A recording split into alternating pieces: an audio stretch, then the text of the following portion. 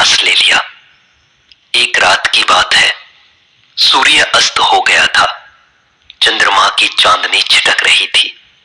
जंगल में नहर के किनारे एक सुंदर बालक और बालिका मेरे पास आकर कहने लगे, बाबा कहो तो हम रोटी ले आए। मैंने कहा, इतनी रात में तुम कहां से रोटी लाओगे? उन्होंने कहा, हमारा गांव पास ही है। वे घूम घाम कर थोड़ी ही देर में रोटी ले आए।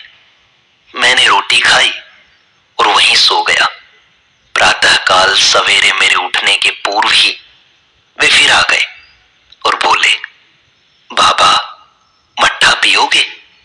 मैंने कहा, तुम इतने सवेरे फिर कहां से आ गए और इस समय मट्ठा कहां से लाओगे? उन्होंने कहा, हमारा गांव निकट ही तो है। वे इधर उधर घूमकर तत्काल ही मट्ठा ले आए और मैंने उससे भी पी लिया।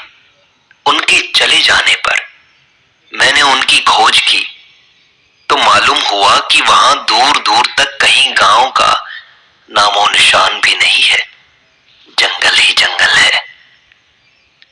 दूसरी घटना, मेरे एक मित्र ब्रह्मचारी जो भगवान श्री कृष्ण के उपासक थे, वे किष्किंधा में किसी महात्मा सिद्ध पुरुष को जानते थे और उनसे शिक्षा लेने के लिए जा रहे थे। मार्ग में उन्हें बड़ी प्यास लगी। उनका कंठ सूखा जाता था। लोटा डोर उनके पास थे, किंतु वे कुएं पर गए तो मालूम हुआ वह बहुत गहरा है। उनकी डोरी उसमें छोटी पड़ गई थी।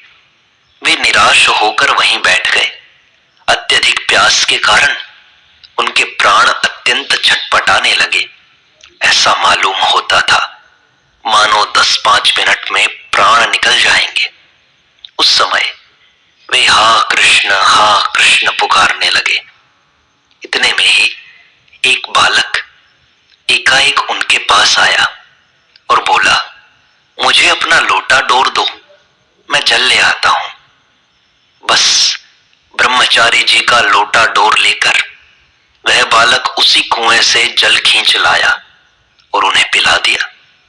फिर उस बालक ने कहा, तुम जिस साधु के पास जा रहे हो वह महापाखंडी है। तब ब्रह्मचारी जी ने पूछा, तुम तो छोटे से बालक हो, तुम्हें उस साधु के पाखंड का क्या पता और तुम रहते कहां हो? उसने उत्तर दिया, मैं यहां जंगल में गौ चराया करता हूं और उस साधु को खूब जानता हूं। उसके बाद जब ब्रह्मचारी जी सावधान हुए तो उन्होंने उस बालक को वहां नहीं देखा और जब कुएं पर जाकर लौटे तो उनका जल भी पहले के समान ही बहुत गहरा निकला।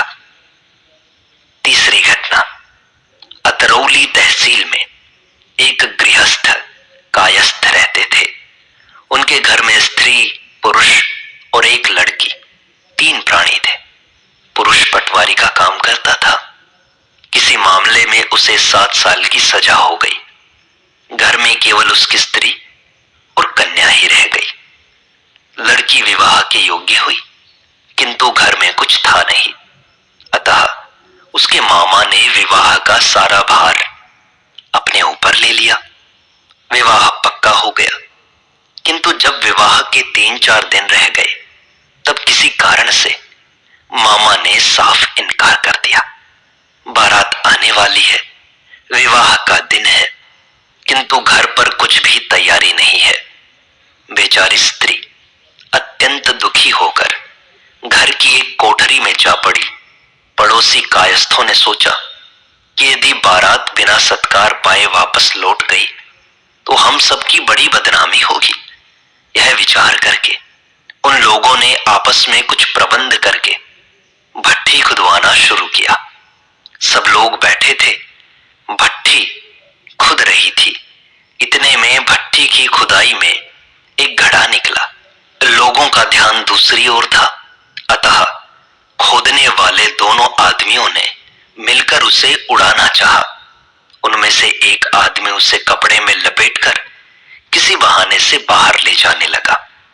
भट्ठी खुदने की जल्दी थी, अतः लोगों ने कहा, भाई काम छोड़कर कहां जाते हो? कुछ बहाना बताकर आगे बढ़ा लोगों को। ऐसे समय उसका जाना बड़ा बुरा लगा।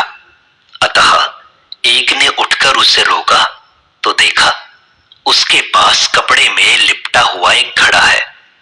उसे निकलवाकर सबने देखा तो उसमें 500-700 रुपए निकले। देखते ही सब लोग बोल उठे, भाई यह तो इस लड़की के भाग्य से निकला है, तुम इसे कहां लिए जाते हो? बस सबने जाकर लड़की की मां को